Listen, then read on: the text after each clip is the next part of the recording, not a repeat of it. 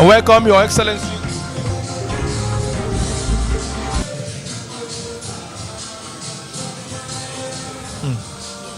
Welcome, Your Excellency. The national anthem, please.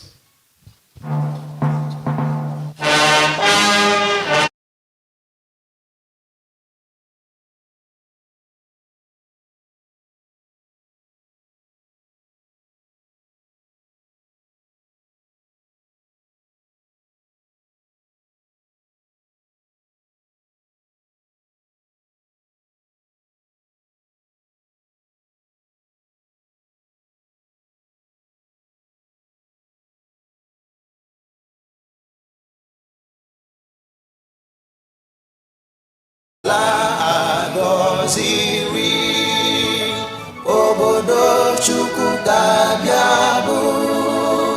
obodo ahịa na ọrụ aka steeti mbụ ekele anyị ga-arụsi ọrụ ike Igbo ndị mbụ Abịa ga-adị ugwu ebe bere ugo bere igwe bụ ike Chukwu.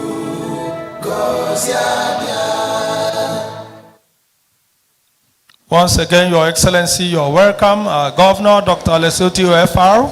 We had earlier done the necessary introductions.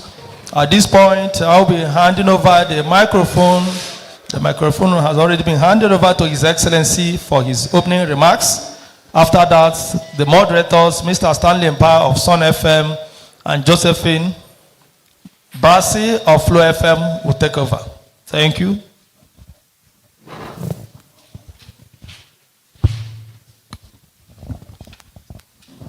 Thank you, Ferdinand, and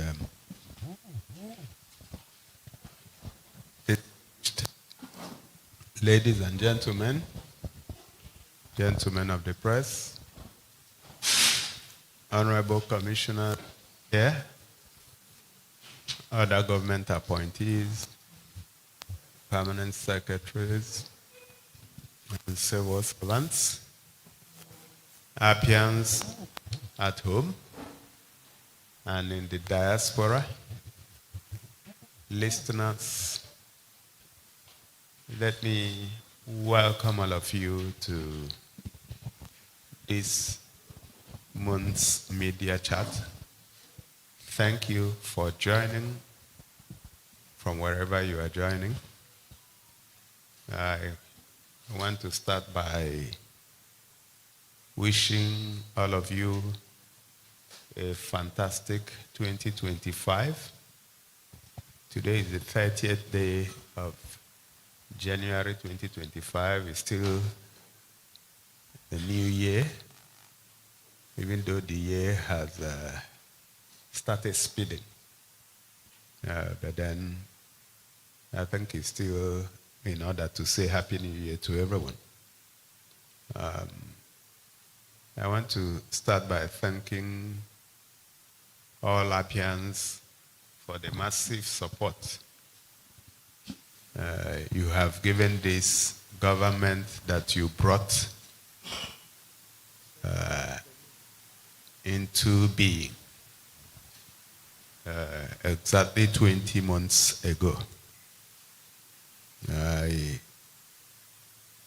cannot thank you enough, and it cannot be too much if I continue to thank you for all the support that you've been giving this government. One thing that you can take for granted is that this government is out to work for you, for your interest, to protect and secure you, to defend your business, and to defend your interest. And when I talk about your interest, I'm talking about the interest of the larger majority, not the interest of a tiny few. And as we do that, you will realize that an insignificant but noisy minority would continue to make noise. We did not expect less. Their style is to blackmail. First of all, they will appeal and they will threaten.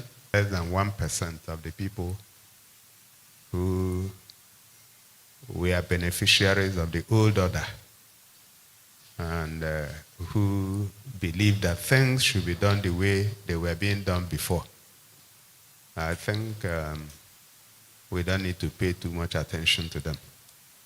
And that is the reason why most times we just ignore all the people making noise. As they make noise, we will continue to do our work. I'll just make a few statements, and as usual, I will hand the microphone over to the moderators so that I can hear from you, because this is supposed to be a dialogue and not a monologue.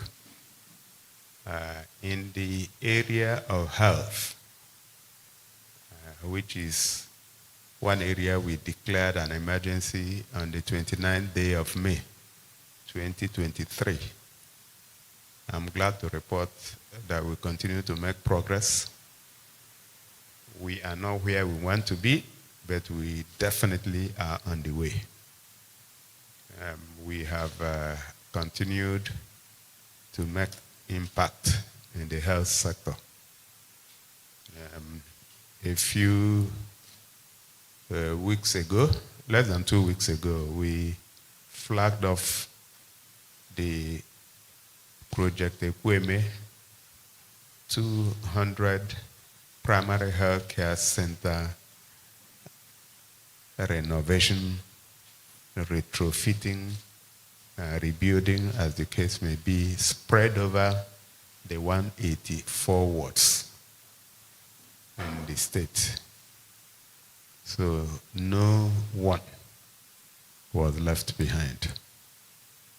And it is expected that the 200 primary health care centers will be delivered within 100 days. Interestingly, even before we flagged off, some of the health centers had already started receiving attention.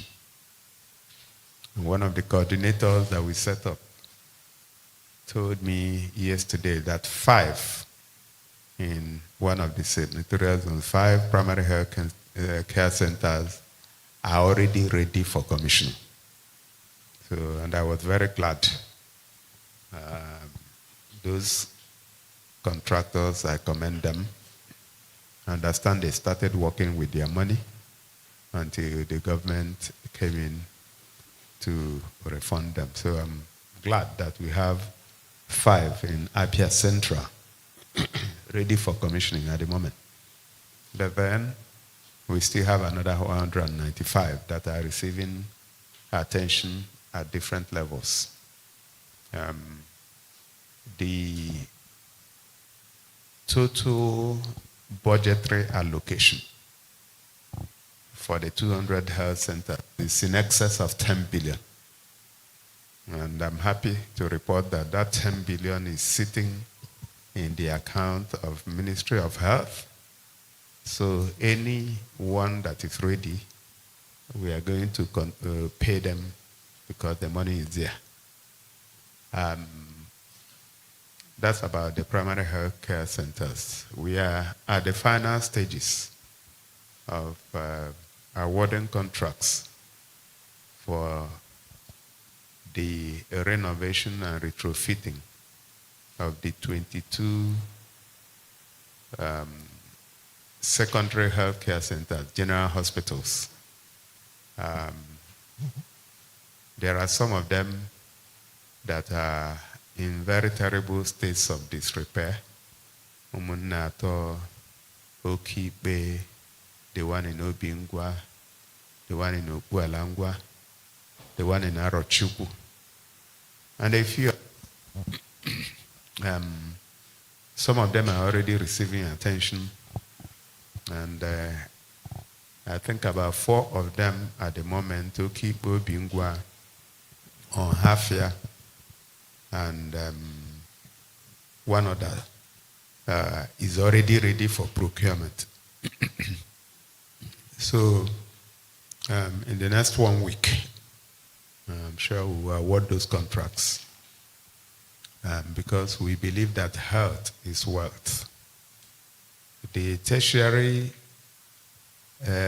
health institution, Abia State University Teaching Hospital,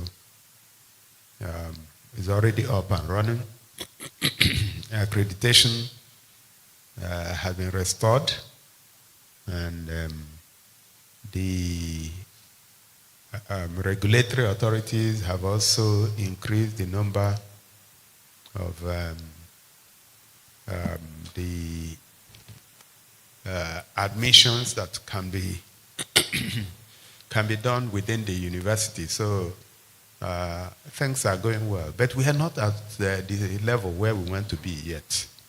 So we are still working to ensure that we get to the target that we have set for ourselves.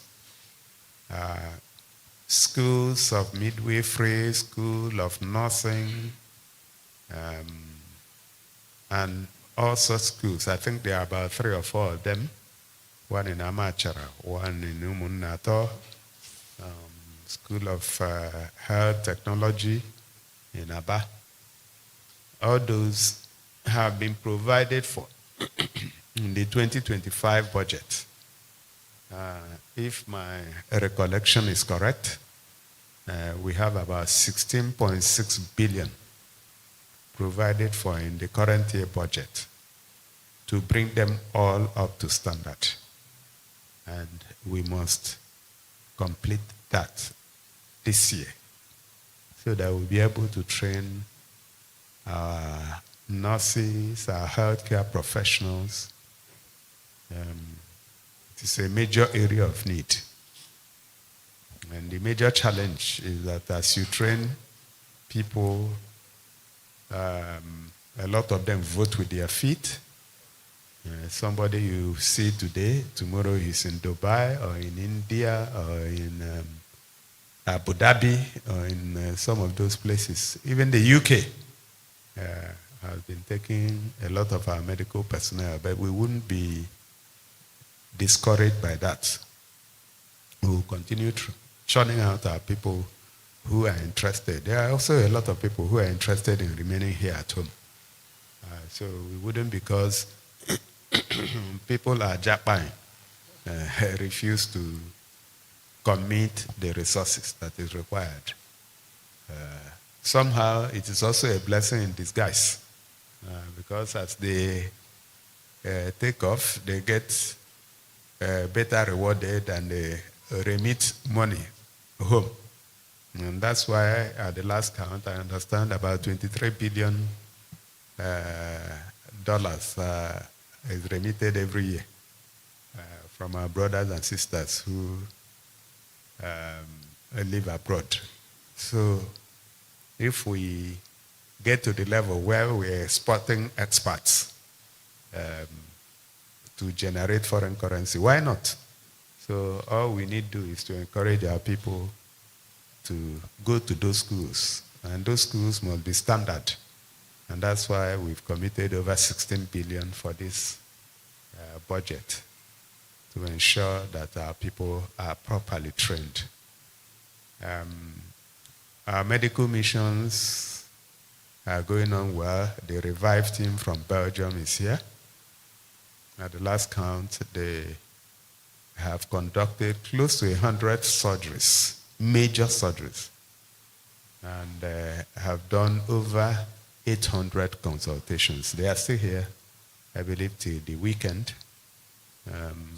Quite a number of people, Nigerians and non-Nigerians alike, came here in the last 10 days to attend to us. They were here last year, on the invitation of a gentleman from Umuahia here, and when I saw what they did, I applied for them to come again this year, and they came on their own. We provided some of the logistic support, and they are close to 50 and doing very well. We also had,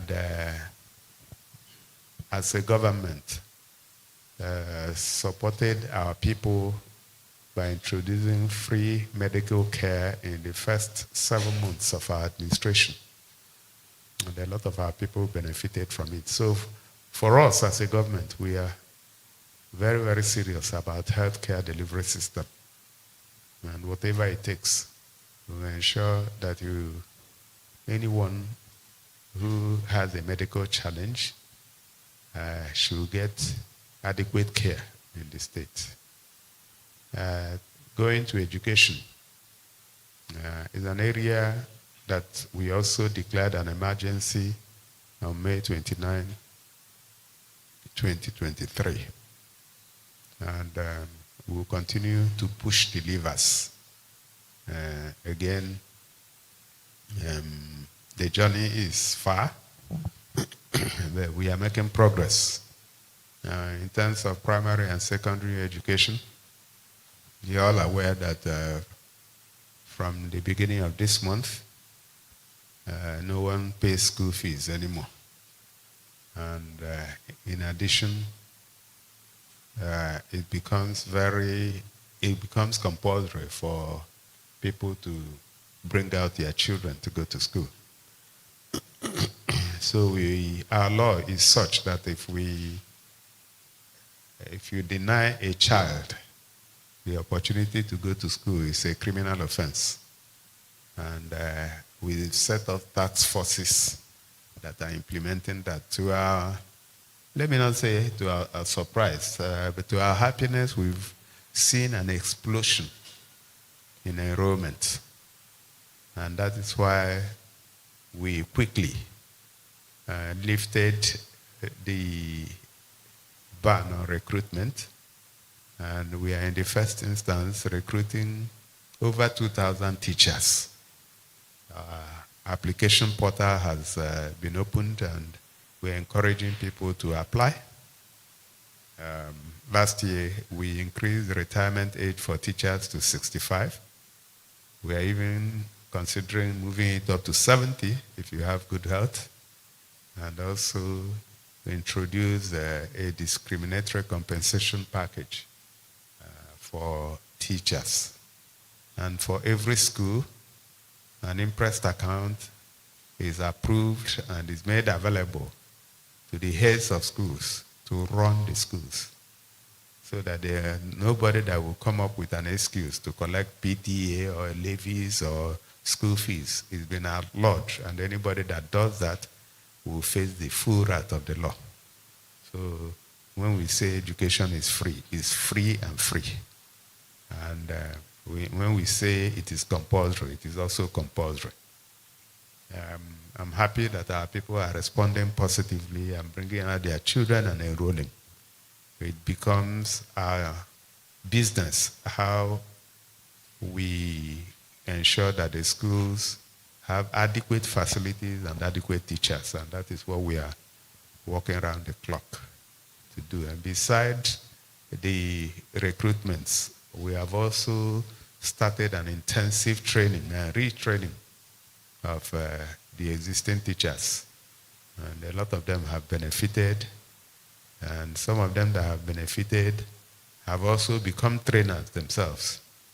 So that, because we're interested in what our children are being taught and who is teaching them and what does the person teaching them know.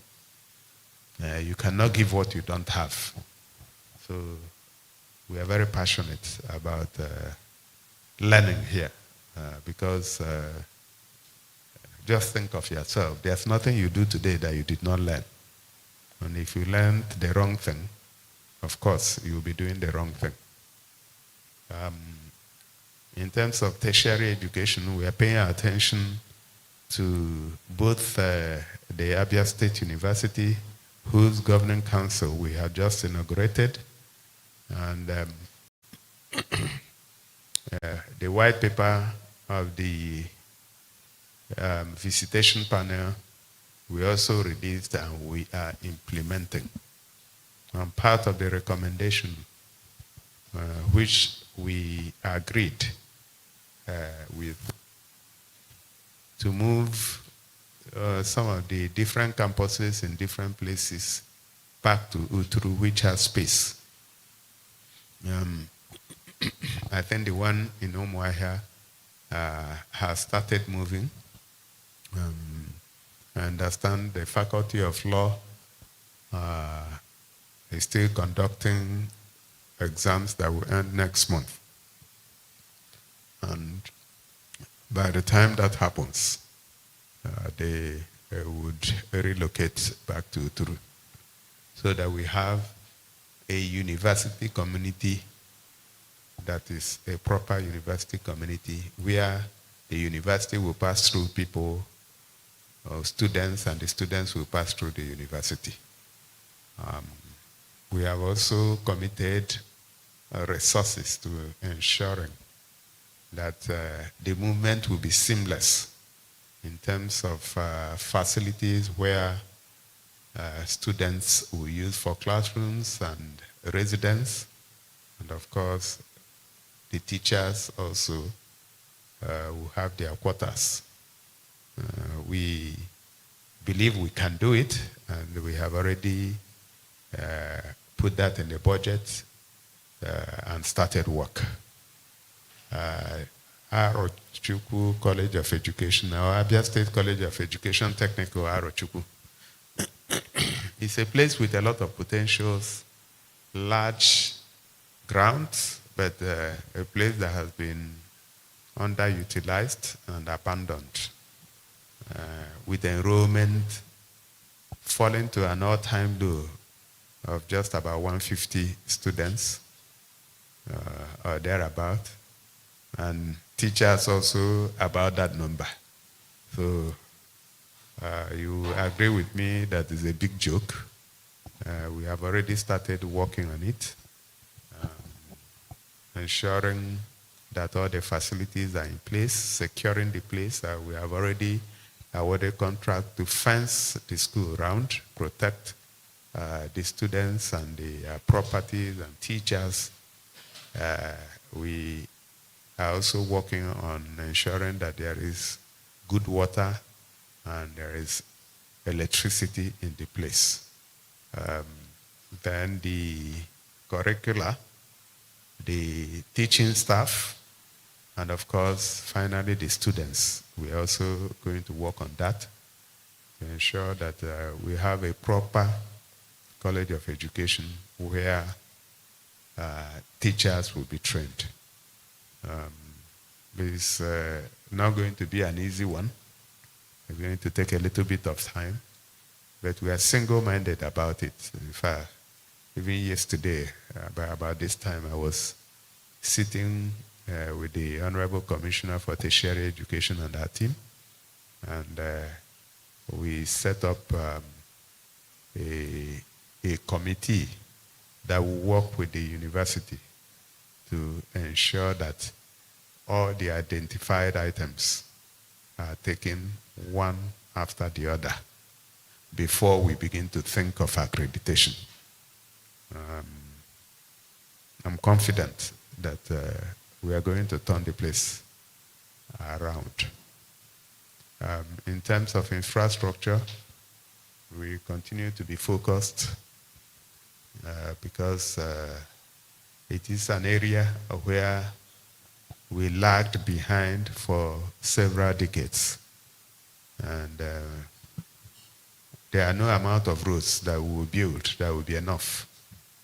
But we are taking them one step at a time, knowing that Rome was not built in a day. A lot of the roads we had flagged off had been completed. Some of them have been commissioned. Others are waiting to be commissioned. But as that is going on, we continue to flag off roads. I'm just coming from Okbureni, where we flagged off a 13.95 kilometer road from Okbureni, from Onoinyang through Okbureni to Oboro, Iguano, 2 sections. It was very, very interesting to see virtually everybody in those communities pour out for the flag off today. And it was also interesting to listen to their stories, where I was told that the last time something like a road was done around that axis was under Dr. Otti OFR. And these are communities for which we are known for producing cocoa, rice, and things like that. So we have not only given them a voice and access, but we have also made their economic life better, because they are, by the time we are done in another 6 months with those roads, it becomes easy to evacuate their produce to the townships. And of course, a new lease of life becomes possible in those places. So I was very happy to see old women, old men, traditional rulers, students, everybody pour out in their numbers to celebrate the construction of access road to those different communities spanning 2 senatorial zones of Bende. Abia North and Abia Central. By next week, we will also be flagging off the Omenoko Bridge somewhere around Abians. Those who are old enough will know the story of Omenoko Bridge.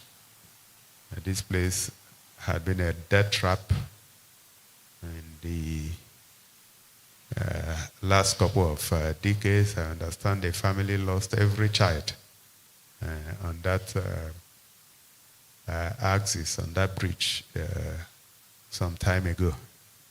So work has already started, and we will just flag up the bridge and the road by next Tuesday.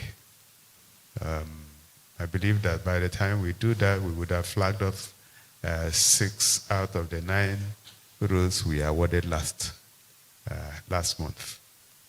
And of course, a lot of other roads that have made it into the 2025 budget will also be flagged off. The interesting thing for us, sometimes people struggle to understand how we are doing it. But for us, the most important thing is that you have to focus on what you need. We are not in competition with anybody. We believe that we have been shortchanged in terms of access. And whatever it takes, we must give our people access. By the time we are done with that, when somebody else comes, he can focus on other things. That is how societies grow. In terms of security, we continue to do whatever is possible to ensure that our people sleep with their eyes closed.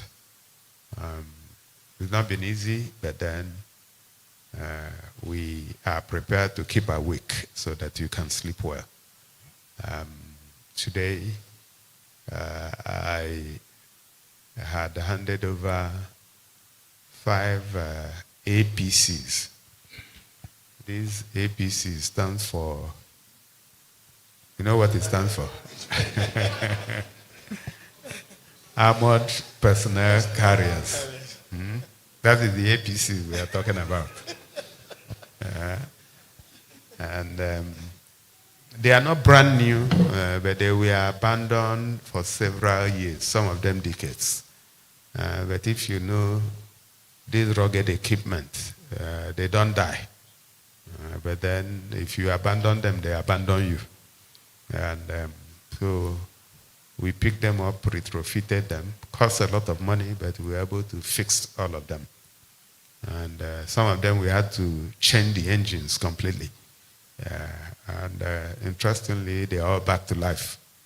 And we've handed them over to the police today to ensure that they are better equipped to respond to aggression and threats.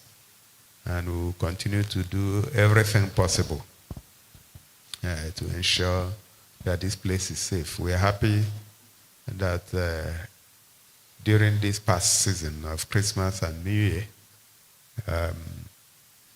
our state was relatively safe, and all the hotels in Aba and Umuahia were completely full. And we had a lot of people coming from the diaspora. Some of them extended their stay, some are still around. That's what it's about, that our people come and feel safe. Our government is determined, whatever it takes. Sometimes when we apprehend some of the people who thought they were invincible, like one of them we apprehended in Lagos, swore that this governor does automobile. He thought his native doctors were very strong, and he was on his way to Turkey when we nabbed him. And he said to God, this governor, his own native doctor is stronger than mine. But it's all intelligence. And we will continue to do whatever we can to ensure that this place is safe. And I call upon everyone to be the chief security officer of your own little environment, wherever you are. Be vigilant. Suspicious movements, report them immediately. Don't be afraid. There is no way criminals will lord it over you. So feel free to report any suspicious character, and we will take them on. We continue to also discourage our young people from illicit substances, because that's another area that encourages crime. So even if you suspect or see somebody involved in drugs, please just let the security agencies or anybody in government know, and we'll take it off. We have zero tolerance for it. We continue to also work to ensure that our people are gamefully engaged. I've always said it, that when you gamefully engage a lot of people, they will become unavailable for crime and criminality. It is an economic truism. There is nothing you can do about it. The saying that an idle mind is the devil's workshop is very, very true. So some of the things we are doing are geared towards creating an enabling environment for our people's businesses. Luckily, our people are business-minded and they are entrepreneurs. So all they require is an enabling environment to do what they know how to do best. So we'll continue to do that. In the area of waste management, we have continued to do our best to keep our place clean. I think haven't gone as far as we've gone in the last 20 months. We've now got to that level where we want to go to the point of waste management, proper treatment and conversion of the West to wealth. We are at the point where we are taking proposals and we are going through them to determine who and who will partner with, so that all the rubbish we are cutting away can be converted into useful outcomes, like generation of power and things in that nature, of that nature. So that is the next stage. But suffice it to say that the Abia State Environmental Protection Agency has done very well, and I'm happy and proud that the members of that team are putting in their best and working around the clock to ensure that we are no longer described as the dirtiest state in Nigeria. I think somebody says that we are now in the category of the cleanest state. It's not yet Uhuru. We are not celebrating yet. We will probably not celebrate because the reward work is more work. So I use this opportunity to call on my colleagues who are involved in cleaning our environment to even do more. I believe that I have touched a lot of areas, and I want to stop here and hand the microphone over to the moderators and the anchors so that we can take your questions. Distinguished ladies and gentlemen, let me thank you once more for listening. Thank you for attending. Thank you for supporting this government, and wish you well. Thank you very much. Thank you very much, Your Excellency, for this opportunity once again. Distinguished colleagues, we will not waste further time. We also want to thank members of the State Cabinet for being here today. I am Stanley Band, I represent Sun FM 91.3. Ibere, I have my colleague here. My name is Jennifer Bassi, representing Flow 94.9 FM. To our guests and members of the press, we appreciate your interest in this event and your role in helping to facilitate this important conversation. With that, let us get started. Please join me in welcoming the governor once again. Please, can we put our hands together for the governor? Thank you. Thank you so much. This interaction is airing live on BCA 88.1 FM, Flow 94.9 FM, Family Love 99.9 FM.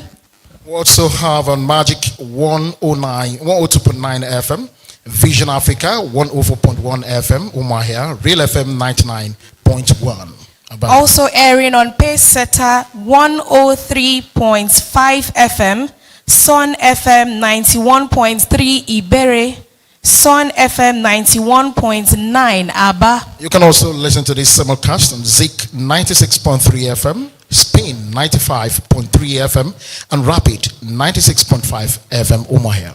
And it's also airing, streaming live on AF News, Abian TV, Ibere TV, and other online platforms.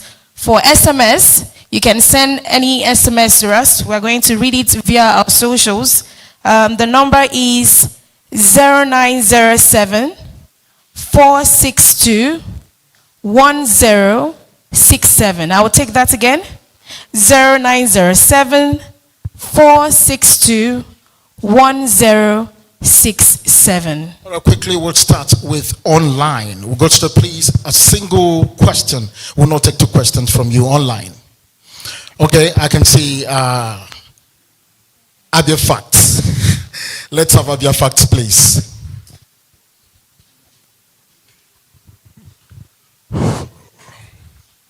Good evening, Your Excellency. My name is Emenike Iro Ebu, and I report for All Facts newspaper. My question is simply concerning the issues we are having at Cemetery Market. Is it the Zuku Market? Your Excellency, I made a brief trip a few days ago to Akwa Ibom. So when I got there, my friends decided to host me. A drink was brought, and somebody said, I hope it's not from Aba.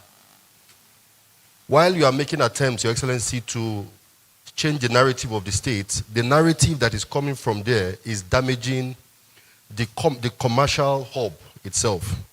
So, a few days ago, your commissioner made a statement as regards that. I would like to know, what exactly are the plans of the government in terms of enforcing and making sure that market is sanitized and making sure that every product we get from that market is the right product? Thank you, sir. Okay, we also have Abian. Abian, please.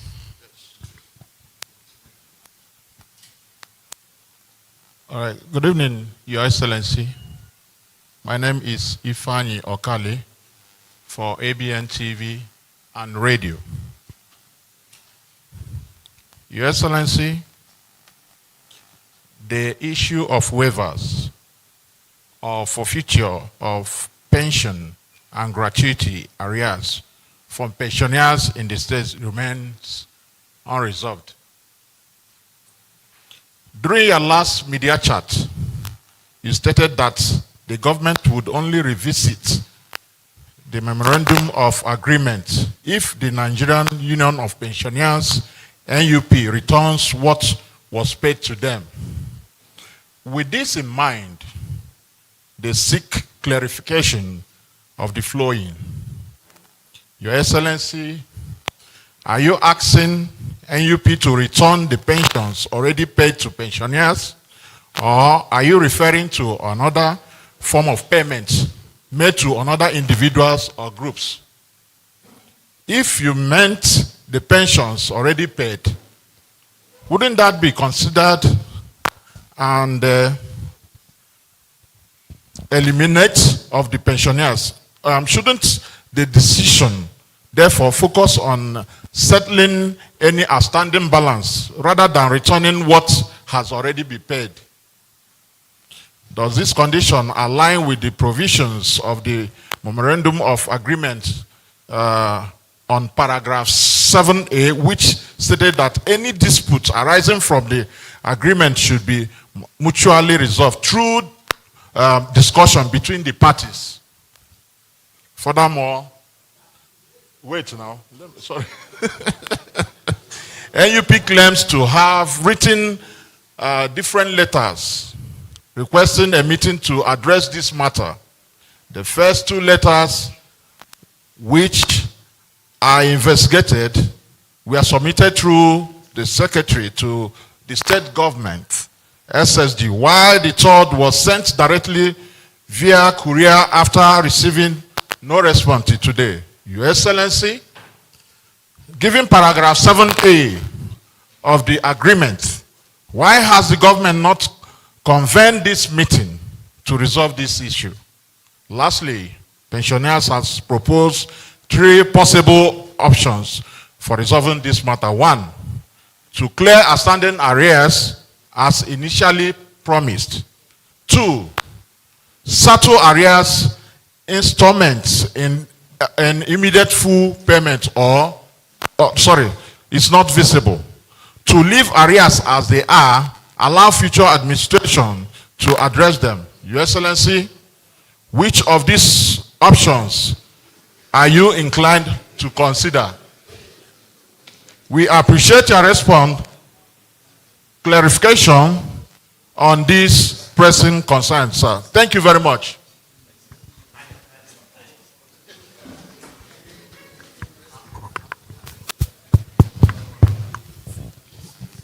All right, thank you.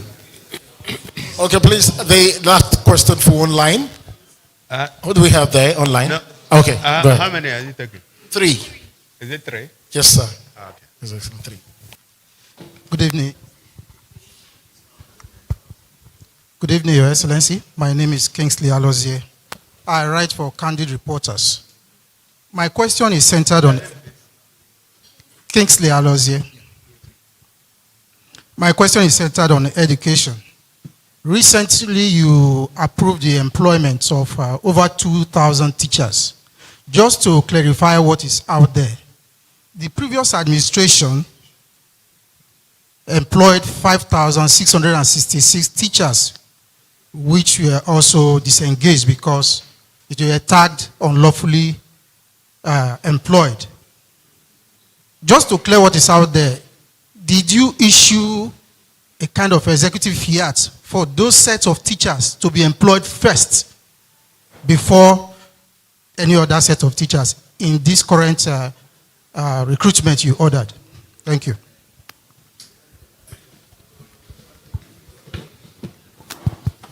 All right, thank you very much. Let me start with Kingsley's question. I am not aware that I disengaged any teachers. And I can tell you I did not. So if somebody was not properly engaged, then I'm not accountable for that. So we set out the criteria, and it's very, very clear. If you were part of, you are 5,000, you talked about, is it 5,000? I'm not the one that disengaged them. But if there are any of them that is qualified based on the criteria we set out, they are allowed to apply. Your Excellency, I think he was talking about the former government. They were disengaged by the past administration, yes. Not your government, the administration before, I yes. can't take responsibility for that. I was not governor then. So if somebody disengaged them, you may take your question to them. So I can only take responsibility for what I did. That's why I thought you were saying that I disengaged them. Okay, so if I didn't disengage them, I'm just hearing the news. So please, if you know them, tell them to apply if they are qualified. Okay. If I or Kali, I can see you are not old enough, so I cannot say you are a pensioner. So maybe you have been engaged by the pensioners. And it is interesting, if you are engaged, you better declare it. So that we know we are facing the pensioners. The way you were copiously quoting sections of the MOA, you forgot to also quote that you saw that they signed. Did you see that they signed the memorandum of agreement?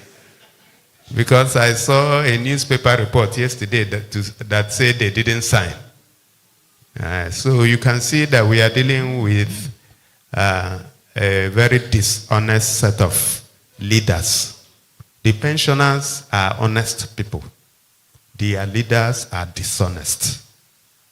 And we don't reward dishonesty. So if you made a mistake, you come and say, I made a mistake. Don't say I didn't sign. Don't say I was deceived to sign. You went to school. You sat through. Somebody was owing you. I wasn't. I never owed them. And they kept quiet all this while. Some of them for 10 years. And somebody comes out to say, I want to clear this backlog. And they were excited. I have told the story several times. So once you start from a dishonest point of view, I cannot deal with you. So if you like, twist the question 100 times. I will not deal with them because they are very dishonest. But the pensioners themselves are happy that they were paid. Okay? And these people signed. They had walked away from everything. And I said, no, it's not fair. Out of my own magnanimity.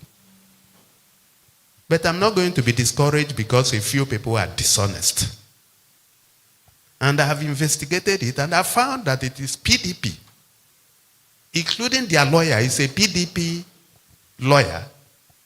So if they are not stupid, why would they hire somebody who had owed them for 10 years to come and be disparaging somebody who offered to pay?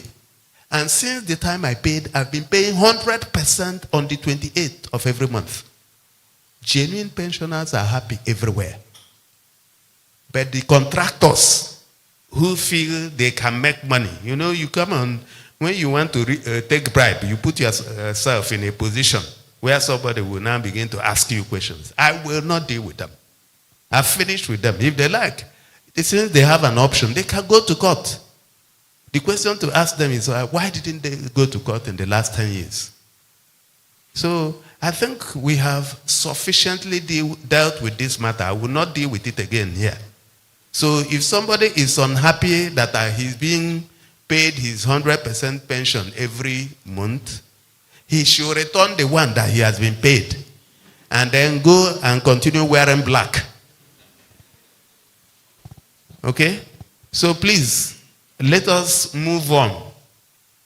Because when I saw 2 days ago, I think it was the Vanguard, where they said they never signed anything. I said, yes, we are now getting there. Before they said they were deceived. And of course, genuine pensioners has disowned them. And, come, they want us to call them to a negotiation. I will not call them. If they don't like what is happening, they should return all the money they had been paid and then declare a dispute. So we can now go and deal with the dispute. You can't collect the money and then come back to say you didn't agree. It is dishonesty, and I don't deal with dishonest people. Thank you. Emenike, thank you for your question about cemetery market and fake drugs and fake products. I was also as embarrassed when I saw it. But you know, anywhere there is genuine product, there will be a fake product. Okay, so it's not strange that some people are making fake products. My attitude is that if you can make fake products, you can also make genuine ones. So why don't you just move from faking it to making a genuine product and calling it your own name? You don't need to manufacture this biro or this pen. You don't need to call it the name that this one bears. Okay? So you can manufacture your own and call it Emenike or Alex. That's what I encourage our people to do. You know, because of the greed, you want to sell the copy as original and you want to make the money.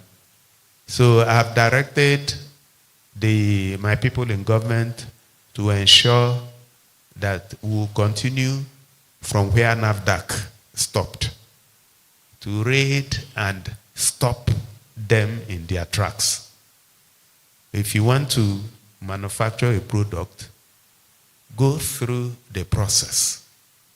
Get a NAFDAC registration. Call it, if it is wine, call it Obiora wine. It must not be Eva. It must not be Motor. Call it your own. Go through the process. Sell it cheap. That is how China started. Initially, they say, all from China are fake. Today, virtually every product comes from China. Okay? There was a time we were growing up when Japan was, when you bring a Japanese car, they say it's fake. Everybody knew about Citroen, if you are old enough. Peugeot, Citroen, and the Mercedes and the rest of them. But today, Japanese cars are easily one of the best in the world. So I do not have a problem with you making your own products, but I have a problem with you faking the product of somebody else and trying to pass it as the original version. Okay, so we are going to come down very hard on them. They are giving us a bad name, and just make it and call it your name. Don't fake it.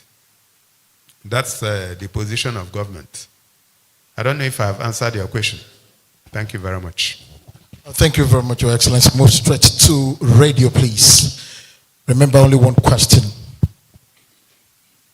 I want to see you. Okay, go ahead. Yes, go ahead. Rapid.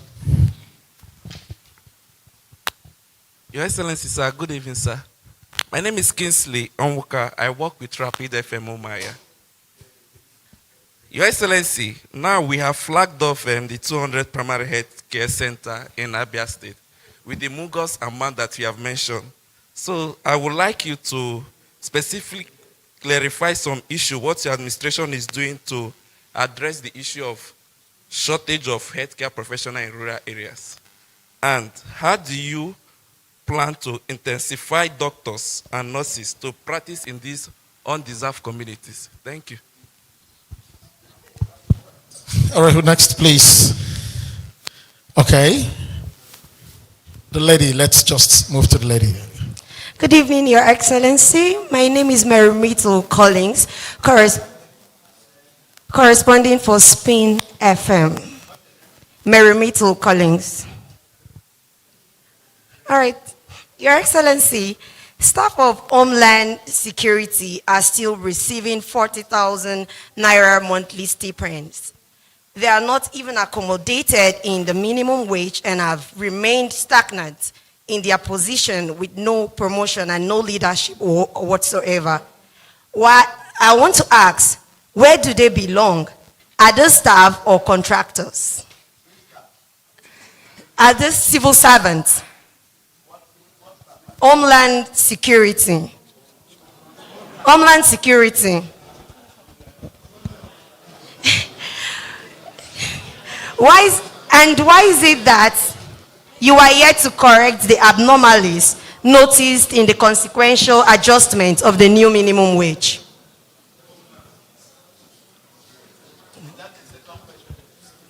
Sorry? Thank you. Second question. It's still part of the first question. No, I'm struggling to connect them. So which one do you want to ask? But You can't ask both. Anyway, I'll choose which one I want to answer. okay, thank you, sir.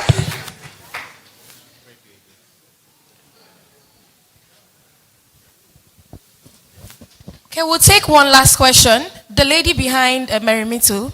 Thank you. Okay. Good evening, Your Excellency. My name is Chioma Dixon Paul. I report for Vision Africa Radio. Sir, mine is on the leave allowances of civil servants in the state. Sir, if I could recall, in one of the media parleys we had last year, you did mention that a committee has been set up to look into the leave allowance. And then you said that those that actually observed the leave allowances, their leave, that they will be paid their leave allowances. And up until now, they said nothing has been done. And they've asked me to find out from you, sir. Some of them have asked me to find out from you, sir, when the leave allowances will be paid.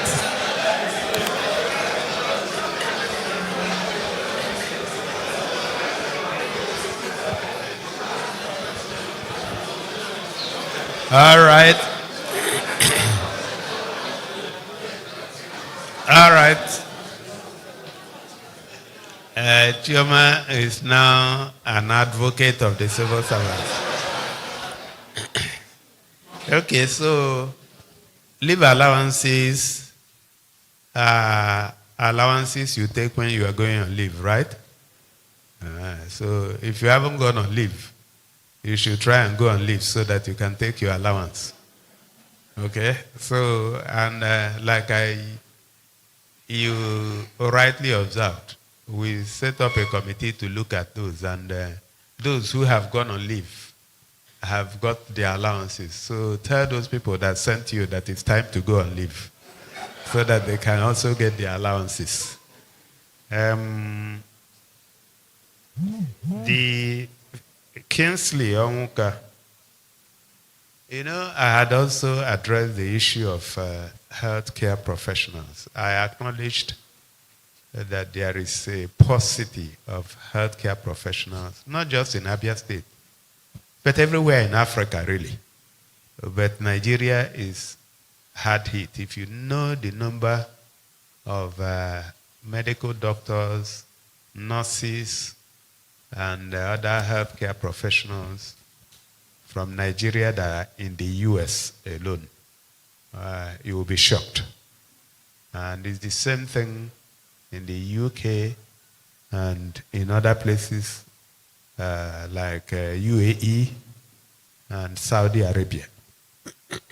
So because it's attractive for a lot of them, and you cannot cage them. And that is why I said that in our 2025 budget, that we have over 16 billion. In fact, as a matter of fact, 16.6 billion that will go into retrofitting and keeping schools of healthcare, health management, schools of nursing and midwifery, the one in Amachara, the one in Umunato, the one in Aba. And the whole idea is to ensure that we continue to churn out new professionals.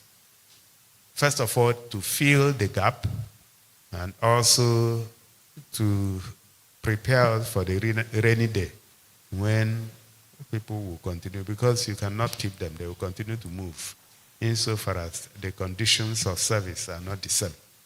And also to keep them, we have also improved. That's how we have thought about it. Mary Little Collins. Is that correct?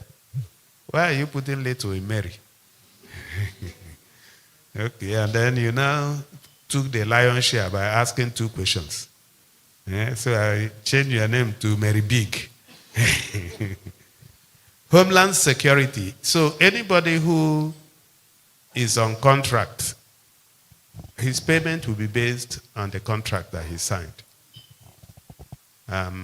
So if you are not a civil servant and you applied for a job and you got the job under terms that we are mutually agreed, then that's what it is. Okay? And unfortunately, there has been a waiver before I got here. And because there has been a waiver, and we know that the civil service is overpopulated, it has much more people than the jobs available. But we are not in a hurry to sack anybody, because when they are sacked, they will also become a problem. You need to look for somewhere to keep them. So, and that is why we continue to manage. The head of Homeland Security is here, and I'm sure he's even, I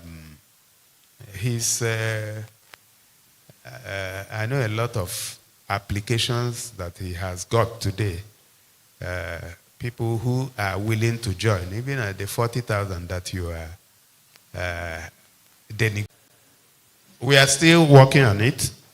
We believe that some more adjustments can be made while we have our eyes on our ability to pay, because that is most critical.